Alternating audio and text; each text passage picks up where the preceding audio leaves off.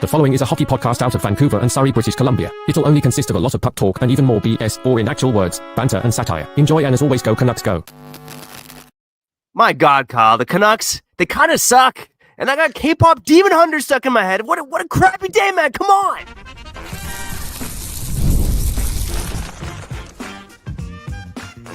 You're Locked On Canucks, your daily podcast on the Vancouver Canucks. Part of the Locked On Podcast Network, your team every day.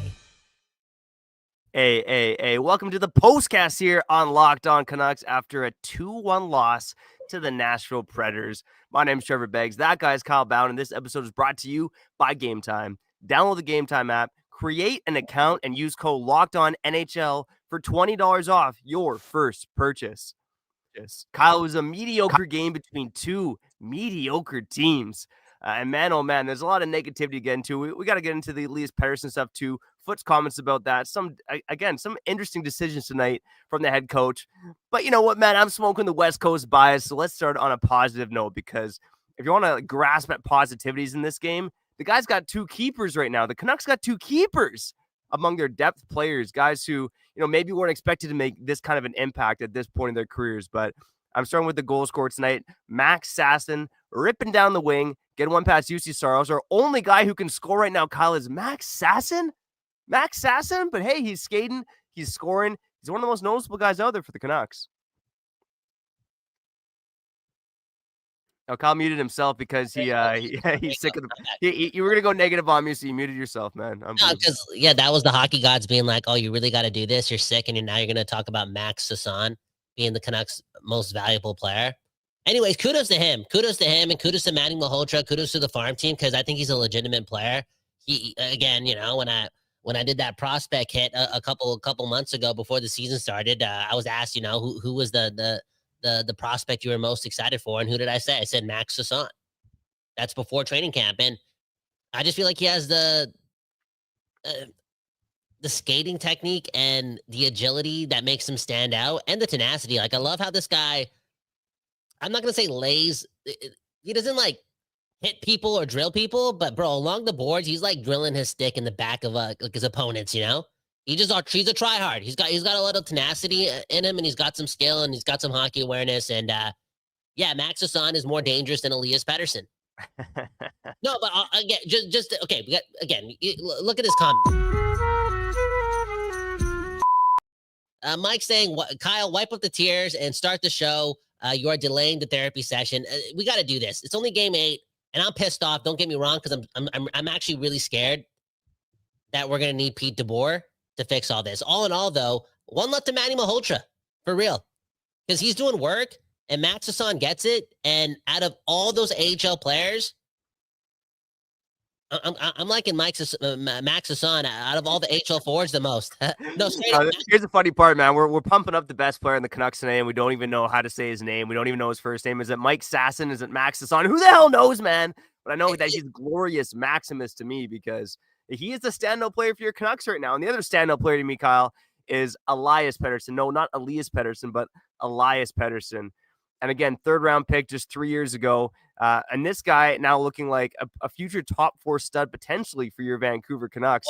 Again, the big blocks tonight, the breakout passes, the physicality, boom, bam. Again, just another guy who's making things happen for the Canucks. And, it's interesting how a guy like Pierre-Olivier Joseph, a few years older, another 1st-round pick, the Canucks are having to shelter this guy and play more DPD. But hey, man, you got to show no DPD for, again, being the best Elias Pettersson on the Vancouver Canucks. I think DPD finally played a good game tonight. Like, it took him a while. I think he struggled.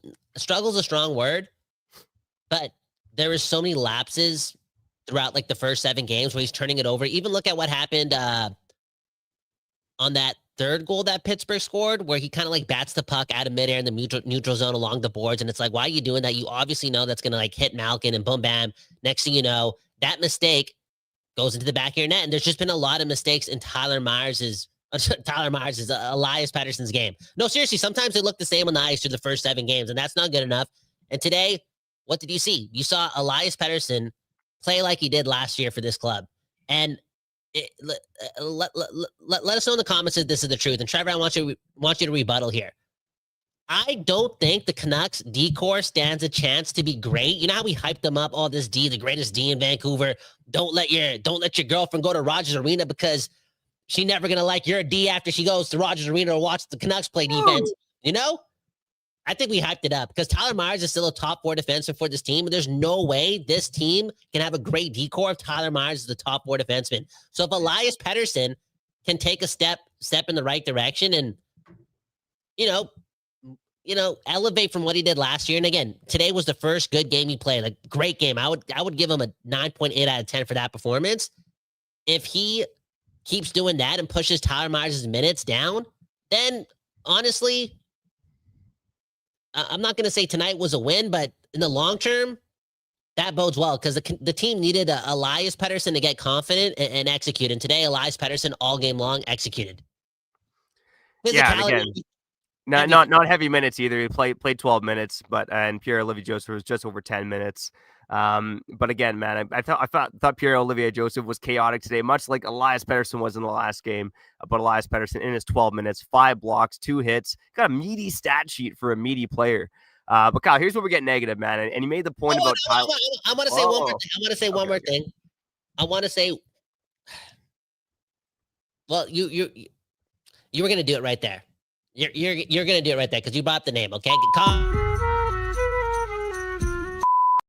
Too short is saying, let's stop with the positivity and really call it what it is. We suck. I'm not gonna say Tyler Myers sucks, but I'm just being completely honest with the people. I know he's a good old Canadian American boy, whatever he is, and he's a leader, and he's only getting paid $3 million a year. But it's just simple math. If you put Tyler Myers on the ice for 18 to 20 minutes a game in 2025, you're going to get more icings. You're going to get some pucks over the glass. You're going to get some more turnovers. That is just the truth because he's chaotic. He's the type of player that when one mistake happens, you're getting another one soon. And if you're not getting one soon, you're getting a couple in the next game. Like when you call upon this guy to do the most, buddy, he does the most in the wrong way. And I'm just saying, moving forward for this team, like I've had enough of that. I can't watch this team just ice Tyler Myers as the top 4 defensive because it's not working. There's points today where we got worked by the Nashville Predators, and we're still getting outshot like crazy game in and game out. And like we just got worked by the Pittsburgh Penguins and the Nashville Predators to some extent. Look at the shots on goal, and I'm like, yo, this team's defense cannot be great if again Tyler Myers is a top 4 defenseman for this team. Well, Kyle, he's not even a top 4 defenseman right now. He's a top 3 defenseman for the Vancouver Canucks. I mean, look at the ice time among the defensemen. This is one story that is kind of big to me, and we haven't talked about it. But the ice time tonight, Quinn Hughes up at 29 minutes. Hronek hits 25 minutes. Tyler Myers plays 20 minutes and 20 seconds. Marcus Pettersson played 16 minutes and 25 seconds. And I think a chunk of that is they just want Myers in more offensive situations out there. They don't see Marcus Pettersson as an offensive defenseman, which makes sense to an extent. Never been an offensive guy, but man, oh man, that's a pretty big gap between Marcus Pettersson and Tyler Myers. And Kyle, what did we talk about all season? This Canucks defense, the power of it is Demko and the top 3 defensemen on this team, Hughes, Hronek, and Marcus Pettersson. And Hughes and Hronek have been fine, but they haven't been their dominant selves. And Marcus Pettersson is now getting heavily outplayed by Tyler Myers. And oh yeah, this team is actually giving up a ton of shots and a ton of chances, and they're not generating enough either. Again, we're lucky to have Thatcher Demko. He's been by far the MVP so far. But again, this obviously the offense isn't working. A ton of injuries. The Hedo loss is huge for this team. But Kyle, the defense to me is one of the most surprising stories so far because you got Adam Foote as a head coach, Kevin Dean. Like these are supposed to be the defensive gurus, but they implement this new aggressive style. And Kyle, what did we talk about in this offseason? This Canucks team probably has to defend and win 2-1 games, but right now they're taking chances. They're getting outshot. I do think the shots today were a little bit deceiving overall. But again, Kyle, this Canucks defense isn't what we thought it would be, at least not early here in the season. Yeah, it's been the most disappointing part of the season. For real. It's the Canucks defense. Then it's Quinn Hughes and his lack of offensive execution. Because I think he's been fine in the last couple of games defensively. Like, I don't know. I'm not going to hate too much on Quinn Hughes. He's got to be better. And the number 3 is Elias Pettersson having 4 points in 8 games. But yeah, the defense just it's not looking strong enough. And like, when is this team going to learn its lesson? For real. Like, when did the Canucks have their best defensive season? It's when Tyler Myers was like playing like a number 5 defense. They were just spacing it out. I don't know, just something about Adam Foote's fascination with Tyler Myers, like so much to this point. Like, I know we're kicking it back, but even 2 years ago when we were playing the Oilers in the playoffs, it's like, are we really doing this? Are we really fucking doing this against Connor McDavid or Leon Draisaitl? It's like, yo, give Hronek and Quinn Hughes the opportunity to go up against those guys. But no, let's use Tyler Myers. No great team is doing that. I'm sorry. It's just the truth. And I know this guy's a good guy and a good leader, but like, we have to get to that point. Like, less is more with Tyler Myers. And again, to kick it back to the positivity, Trevor, maybe it was a great, like, and to your point, the shots were a bit misleading. If you watch the game, it was a 50-50 game. Yeah. I mean, Even the stats kind of match that too, right? Like, it was 2 mediocre teams. Neither team generated a lot at each other. Yeah. It was, arguably, I think I said this last year when Vancouver played Nashville. It's like the 2 slowest teams going up against each other. Like, neither team is fast. Neither team creates along the offensive zone. It's a lot of like grinding the corners and circle around the boards, and nothing happens. It's I'm telling you, man. Like, the Vancouver Canucks and the Nashville Predators. It's like we're going to the sack, and it's going to be missionary. Like, it's just you know what you're getting. You're like, come on, shake it up, let's go. I like missionary though, man. I like the kiss on the forehead. But you got to shake it up, man. You got to. It can't be missionary every time, Kyle. But again, Trevor, speaking of not being missionary, Elias Pettersson played a good game today, and I hope he builds on that, because that's how we play Tyler Myers less. It's because it's not like before that DPD warranted more minutes than Tyler Myers. Yeah, still a second-year player, but if he plays as good as he did today, and I know like the lefty-righty thing and all that, I'm just saying, if DPD actually takes the next step and we can like actually push Tyler Myers down the pucking lineup, like, finally, maybe we start seeing progress defensively, because I'm just sick and tired of like, he does good. Like, I feel like if you're playing in the top 4, like 50% of the time you can't be doing good things, and then 50% of the time you can't be doing bad things. That's not a great a great team doesn't ice the top 4 where one of their defensemen who plays 20 minutes a night is doing a 50-50 thing with whether they're going to be good or bad. Like, I'm tired of Tyler Myers icing it for no reason. Tired of him taking dumbass penalties, throwing the puck over the glass all the time, turning it over like up the middle like an idiot. Like, straight, I'm just tired of that experience. We've had it for years, and less is more. Yeah, I know, man. Tyler Myers, one of the longest tenured Canucks. Good guy in the locker room. Wears the A on his chest. Been in the NHL half his life. But again, there's just a lot of mid, a lot of vanilla on this Canucks team, man. And I hope they chuck some Tabasco or some marshmallows, some chocolate chips. Maybe just a little honey on it, man. They need something else in there, okay? But it's just so vanilla on this offense right now. Kyle, you brought up an interesting point, and I kind of disagree with you on this. And let us know in the comments what you think. What is the biggest issue with the Canucks right now? Kyle's saying, the defense. I as bad as the defense has been, it surprised me more. I think the offense is still the number one issue with this team. But let us know in the comments. On the other side, we're going to touch on every Canuck player who played tonight when we do our favorite segment called 5-ish Minutes for Report Cards. That's coming out on the other side if we showed a couple sponsors here on Locked On Canucks. Kyle, man, oh man, a bit of a rough night, man, but let's make it a better one with our friends over at Rougier.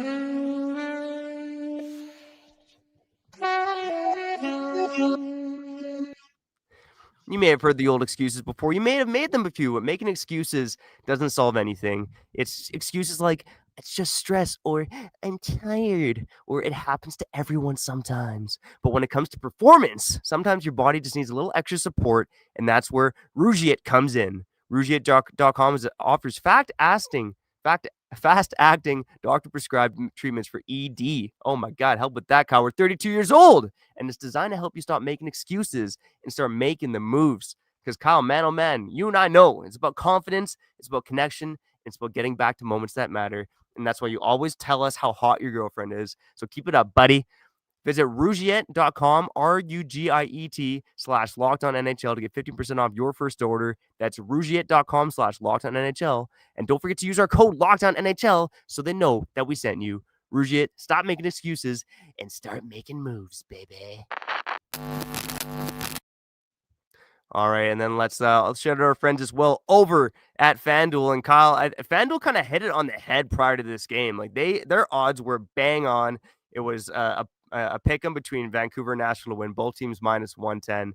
Come on, man. That's I'm too much of a fan to bet on the Canucks, but that just seemed like a risky bet either way. But you can bet for anything on FanDuel, man. You can find your win, whether it's NFL, whether it's NHL, whether it's the World Series, man. The BJ is gonna get it done. My God.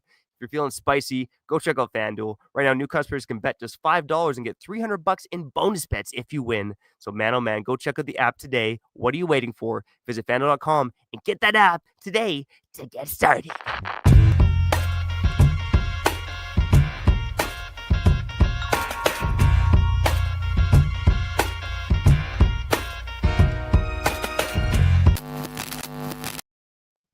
People, we back doing this, and that's talking about your Vancouver Canucks. A bit of a chaotic start to the episode because we did lose, and we're trying to be positive, and then we're just bashing Tyler Myers.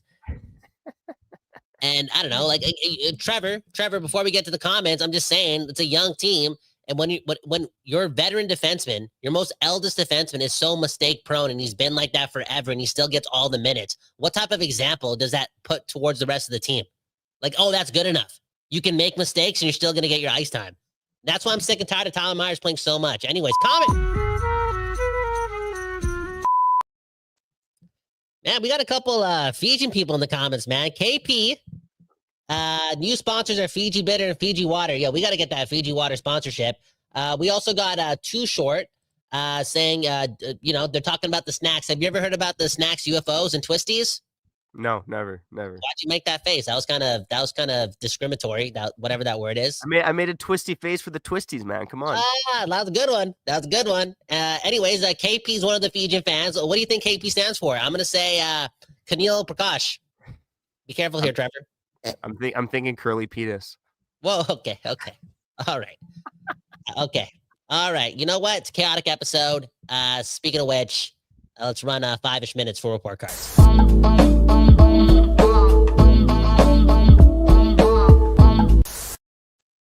Okay, we doing this, and that's grading every single player that played tonight for the Vancouver Canucks. Trevor Beggs, as always, you lead it away, and I'll raise my hand when I want to intervene.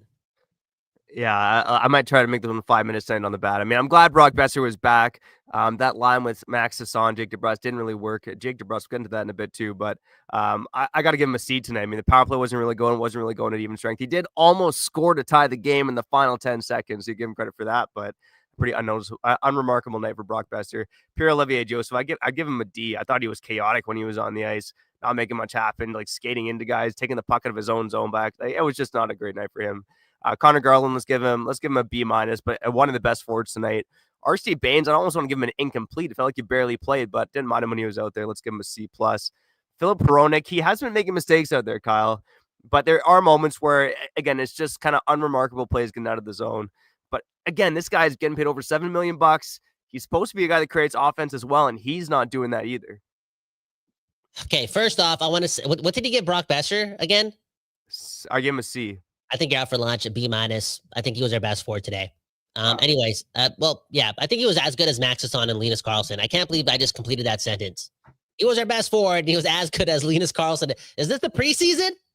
Anyways, Philip Hronek, Trevor, I think you were team this before I was ever team this, and that's splitting up Quinn Hughes and Philip Hronek just for a bit. And, Philip Hronek is right-handed, and maybe that is the easier way to give Tyler Myers less minutes is by putting, what I'm saying? Just balance it out and, make Myers a 5-6 defenseman. Do you see that happening anytime soon? Splitting up Hronek and Hughes.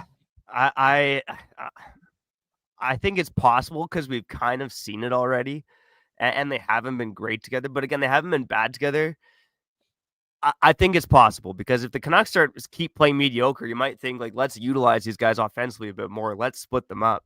And again, this team was rolling when Mancini was in the lineup, and he'll be back soon. You can almost guarantee it. Pierre-Olivier Josephine sticking around for the long term. Mancini's going to play his first AHL game, I think, on Friday or this weekend, and then he can be called back up. I got to comment on that too. Like, can you say the Mancini being demoted for cash reasons? Like, what were we thinking there? Honestly, that's just weird management. I don't know. Anyways, yeah, Philip Roenick, Hughes maybe get split up. Continue. All right, Drew O'Connor, give him a D for Drew. D, PD. I'm giving him a B plus tonight. Actually, no, A minus. Made the most of his minutes. I'm going A minus for DPD. Marcus Pettersson, again, was so close to sweeping that puck off the line. Haven't really noticed him mistake-wise out there, but he seems to be on the ice for a good amount of shot attempts again. So I give Marcus Pettersson probably a C plus. Playing with Tyler Myers, Trevor. You're not getting the most out of Marcus Pettersson too because he's playing with Tyler Myers. I'm just saying. I think individually speaking, I've liked Marcus Pettersson's game for the most part. He's not like he's so lengthy and so tall. You would notice if he was being clumsy and being dumb and being bad, but you don't really notice that in him. I'm not saying he's perfect. I think that penalty he took against Tyson Yost, that was a pretty dumb penalty late in the game. But all in all, Marcus Pettersson's been good. Anyways, continue.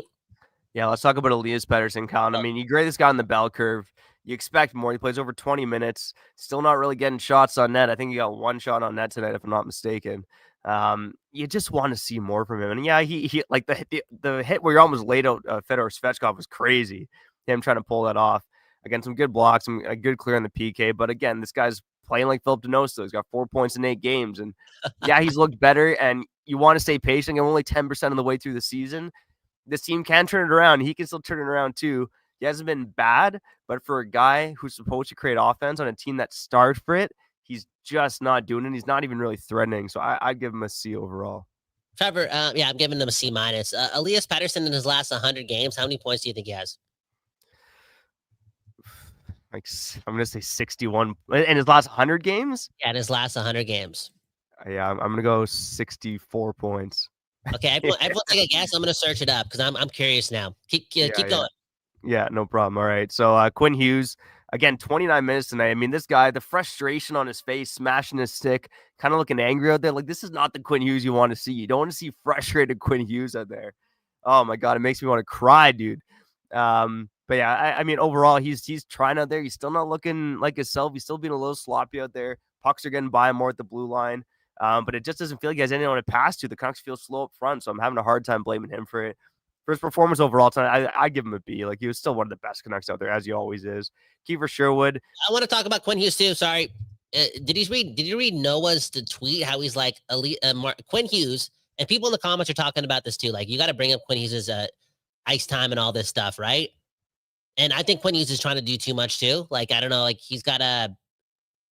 Because again, like if this is a defensive oriented team, like Quinn Hughes is the captain of the Canucks. Like, you got to reel the troops in and you got to be better. Like, everyone's got to be better. It's got to start with you. And I thought defensively, he was like, he was good today. I'm not going to lie. Like, I still enjoyed him playing, but I heard that Quinn Hughes only had 19 shifts today, but he still played 29 minutes. Like, talk about that for a little bit, because that's got to be NHL history. Yeah, no, the guy just like doesn't want to leave the ice. It's nuts when he's out there. And, you know, part of it's the power play in the end of the game. Like, he stays on the ice for the final, 2 minutes and 40 seconds. He's out there for all 2 minutes of pretty much each and every power play, which, again, wasn't really working tonight either. Like, the power play is not a good story right now either. And I know they're missing Brock Besser, but yeah, it's I'm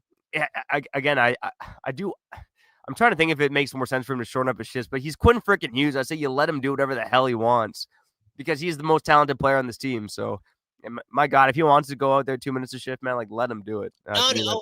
Here's devil's advocate. It's so early in the season, and if it's like, that's like a desperation move from Quinn Hughes. Like, you're the leader of the team. How about you just make the most out of your ice time when you're on the ice? Because, like, if this guy's just staying on the ice for 2 minutes, he's practically telling the rest of his team, like, you guys don't got it. I got to do everything, isn't he? And it's too early to be pulling that card. That's just me. That's just me. Because it's not like he's been as good as he has been last year. Like, we as fans, I'm sure I know there's a standard and whatnot, but hey, Quinn Hughes, you set the standard. So I just think that fans have a reason to also be frustrated in Quinn's first 8 games too, and to some extent be disappointed, because that's a big reason why the Canucks are so boring this season in 8 games. Like, there's a world where the Canucks are 2-6. Oh yeah, well look at the shootout in Chicago was one that could have gone either way, right? I mean, and then the Washington game almost got the Dallas game. Like there've been too many close games, Kyle, but it's the NHL after all. There's a lot of parity. Let's see about the Quinn Hughes up because I'm starting to think more and more so now. It might make sense for them to split up Hughes and Hronek, but I'm gonna save that for another time. Kiefer Sherwood, I'm gonna go C+, Atu Ratu C. Tyler Myers, I'm going to give him a C as well. Max Sasson gets an A-. Jake DeBrusk, an incomplete. Where was Jake DeBrusk? He played 6 minutes even strength. Why is Jake DeBrusk, drastically behind all the other Canuck forwards at even strength, Kyle? It doesn't make a lot of sense to me. Like, I'll give him a D, and part of it's because he barely played. Yeah, what's going on there? Are they trading him or what? I don't think so. I mean, he still gets 14-21 overall. He gets lots of power play time, but, it's 6 minutes at even strength. Like it's a little odd for a guy who, again, is the Canucks' second highest paid winger behind Brock Besser. Nils Zaman, let's give him a C. Vander Kane, C+. Linus Karlsson, I'm actually gonna give him an A-. I thought Linus Karlsson was really good in his shifts tonight. And Kyle, this is an issue when your best offensive players are Calder Cup champions not even just 5 months ago. So, and Thatcher Demko, he gets another A tonight. Easily the Canucks' best player on the ice. Yeah, Thatcher Demko, A+. I mean, to be honest, I just feel like he gets an A+. Anyways, that was 5-ish minutes for report cards. Let's end off the show with a bunch of comments. Trevor, who you shouting out? All right, we'll be back on the other side after I shout out another friend here on Locked On Canucks.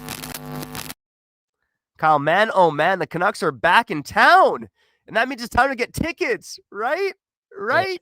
Ooh, I don't know about that, but hey, with our friends over at Gametime, you can get any kind of tickets, okay?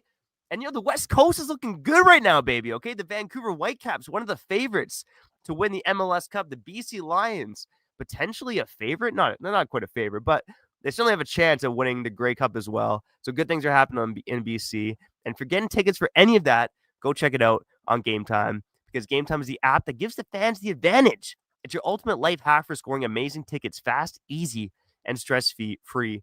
And Gametime, they got the lowest price guarantee. There's no hidden fees for checkout, and you can go in the app and check out the view while you're sitting on the can. They got it all. So take the guesswork out of buying tickets with Gametime. Go download the Gametime app, create an account, and use code LOCKEDONNHL for $20 off your first purchase. Terms apply. That's LOCKEDON NHL for $20 off. Swipe, tap, ticket, and go.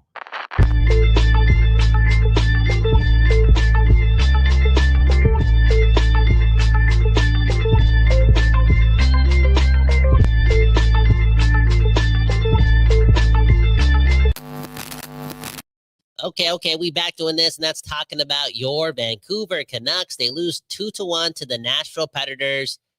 And I said it earlier, there's a world where the Canucks are 2-6, and I know it's early and you just gotta appreciate what we have and whatnot and blah, blah, blah. But our fans just deserve good hockey. And to be honest, Trevor, I look at Pittsburgh and Nashville, look at their rosters, even with all our injuries. You could maybe say those two teams are slightly better, but how come once again Canucks fans have to succumb to just watching such boring hockey that lacks execution, effort? We're having 14 shots to the first 35 minutes of the game, And I just feel like Canucks fans don't deserve that. Anyways, comment. KP Kunil Prakash saying, do you think Kyle, do you think Quinn Hughes is too quiet of a leader for this team? No, I think he leads by example on the ice, but I do think there needs to be a moment to galvanize this team. And Trevor, I know you hate Boston and I hate Boston too, but again, I've been bedridden for the last couple of days. Only showed up to work today because the door was left open. Thank you very much. A great team over here at the Don't Doze Art Lab. Anyways, I watched it's called The Comeback on Netflix. It's when the Boston Red Sox won 4 straight games against the Yankees after going down 3-0 in the ALCS back in 04 or 03. And that was always talked about in this sports documentary. This team just needs that moment. I know the Vancouver Canucks lack talent and the Red Sox had a lot of talent, but I think if this team's going anywhere, because they still can go places, don't get me wrong, because Quinn Hughes is still extraordinary, and let's be real, Thatcher Demko is playing like a legend. He's playing like he's on a mission, and he's going to stop everything. No, for real. You can go places with that combo. I just believe in elite talent that much. But this team is desperate for a moment, and I don't know if that moment is staying. Like, I don't know if they're flying to Vancouver tonight, but it's like, are you in Nashville with the boys? Like, just getting like, I don't want to promote alcoholism, but are you getting hammered? Are you at are you having like some camaraderie? Like, yo, whatever, guys, it's all good. Let's just have some fun and get closer, because this team needs to be a family. They need to turn into. They don't have like their lack of talent has to be replaced with camaraderie.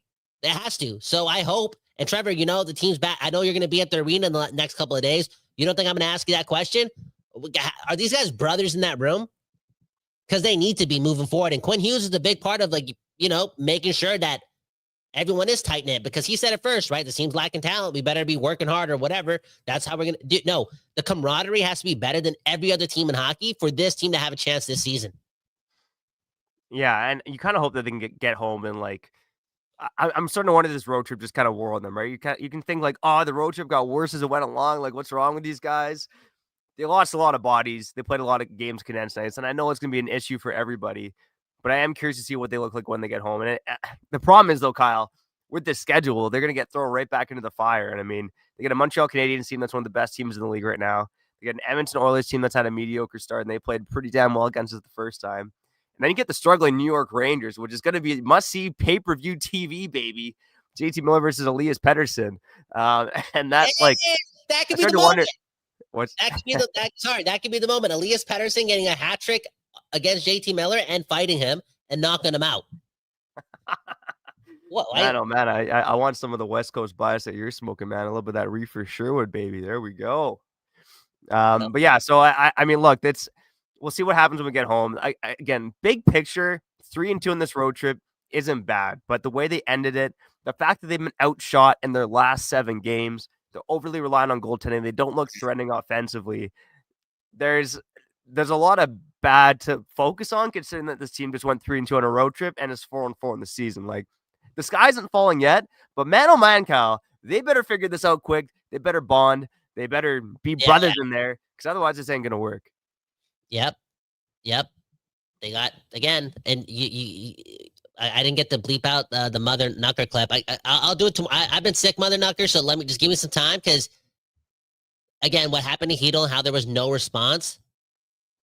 I'm telling you, that could have been the moment. That could have been the moment.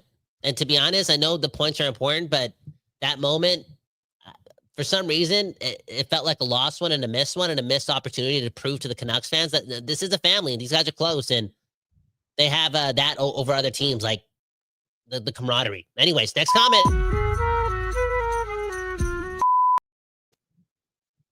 Let's go to Bob Luger. He had a funny one, a little off topic, but what do you think about that dinner Evander Kane had with Kash Patel of the FBI?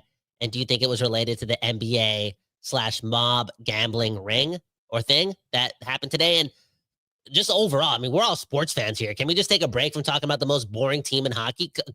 No, straight up. Linus Karlsson, Max Sasson, congratulations. Y'all the best forwards on our team. But Trevor, what do you, I don't know if you want to talk deeply about it, because the mob could be watching. And again, I've watched a lot of Netflix recently, and Trevor, I'm scared. I'm not going to lie, the ruthless people.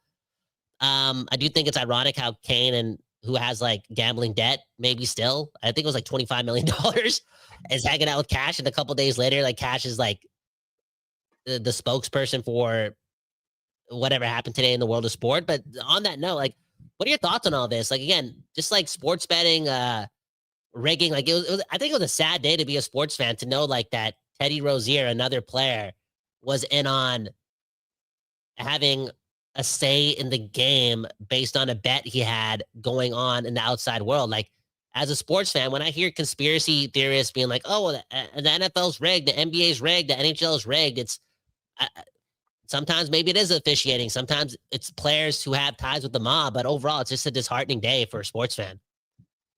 Yeah, and look, man, it falls back to the 7 deadly sins, and one of them is greed. And one of the things I can't wrap my head around is, why the hell are these guys who are multi-millionaires, like they're in the 1%, like the Chauncey Billups, the Damon Joneses, Evander Kane when he was gambling as well. Like, why are these guys gambling so much money? And like for Jones and Billups, just like taking like illegal risks like that. Like, Dude, it doesn't make any sense. You guys are already rich as fuck. Like, oh, sorry, man.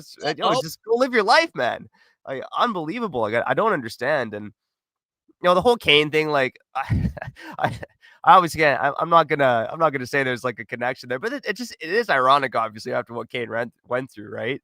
That he's hanging out with Cash Patel, and then there's this big like illegal sports gambling bust. When Vander Kane obviously gambled a lot too. So I know, man. It's an interesting day.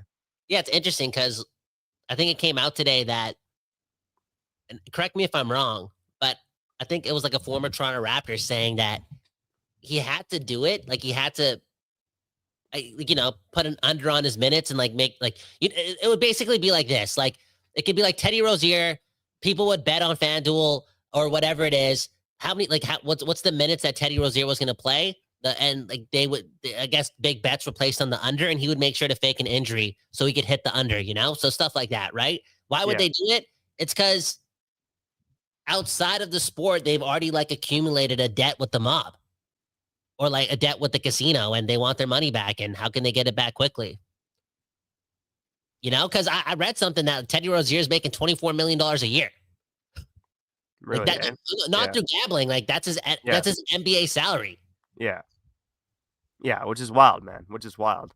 Yeah, it's it doesn't make a lot of sense what these guys are doing, right? And again, for Evander Kane, I still stand by like this wasn't the guy to bring into this team. And the gambling stuff aside, it just there was no reason. Like, look at this Canucks center depth right now. Like, how dumb is it? We've said it before, Kyle. Everydayers know how dumb is it that we signed Kane or traded for Kane and let P. Suter go. Your centers are Max Sasson, Atu Ratu, and Nils Amon and Elias Pettersson. And you let P. Suter go to have Evander Kane on this team. It doesn't make any sense, man. That's how we got to end it on this, Trevor. Rutherford and Alvin, you got to fix this mess ASAP because I don't trust in the process. I really don't, because Adam Foote is part of the Rick Tocchet regime. You know what I'm saying? So it's kind of like the same. Like this is what we've been seeing post Michael Bublé doing mushrooms with all the Canucks players at the All-Star game in Toronto. No, straight up. This just all feels the same. It's almost like parts of like 3 seasons of the same type of hockey. And yeah, like, there's already been so much player movement, but I'm still keen on having success this season because I desperately want to keep Quinn Hughes. And I'm telling you right now, we're on pace to lose Quinn Hughes in 8 months by the way we're playing. I don't care about going 3-2 on a road trip, 4-4. The Pacific is bad. I'm telling you, if the Canucks make the playoffs just based on Thatcher Demko carrying them there, that's not good enough for Quinn Hughes to stick around when the Devils are just killing every team. Like Quinn Hughes is on pace to join the Illuminati. So Rutherford and Alvin, pull something out of your ass and produce a miracle. Make a big banger trade, a crazy trade that like nobody saw coming. And let's get this party started because this ain't good enough. We already know where this is headed. Like, yeah, I already said it. Hughes and Demko could do miraculous things and still bring us success. I just know Quinn Hughes and this fan base is smart enough to know that like great teams also don't win Stanley Cups by being outworked, being outshot, being like, it's borderline 1% Thatcher Demko has a chance to carry us all the way to a Stanley Cup, So I don't know, like Rutherford and Alvin have their work cut out for them, but hey, this is what you get for trading JT Miller. And the biggest piece in that trade was maybe Marcus Pettersson and Mancini, but it was also the other center that you got who was already injury prone. So this is on you and you got to fix it. And I wouldn't be surprised if a first round pick and Mancini get traded ASAP. Like something's going to happen here. Something's got to happen quick, Kyle, if they want to save the season. And last comment to Mother Nucker, we could be 4-6 after this weekend. Again, 2 non-easy tests. The Montreal Canadiens, the Edmonton Oilers at Rogers Arena, back-to-back. The Canucks got to win at least one of those games, and they're going to be the underdog in both of them. Let's see, man. Tomorrow's another day, and that's why we love sports. Trevor Beggs, Kyle Bowen. Got to get out of here on Locked On Canucks. If you like what we're doing, share the show, like and subscribe on YouTube, on the podcast side. Go follow us. Leave a 5-star review. I don't even want to talk about the Devils or the Devil Man. Unbelievable. Kyle Bowen, one love to you. One love to you listening. And go Canucks, go, baby. Come on. Figure it out.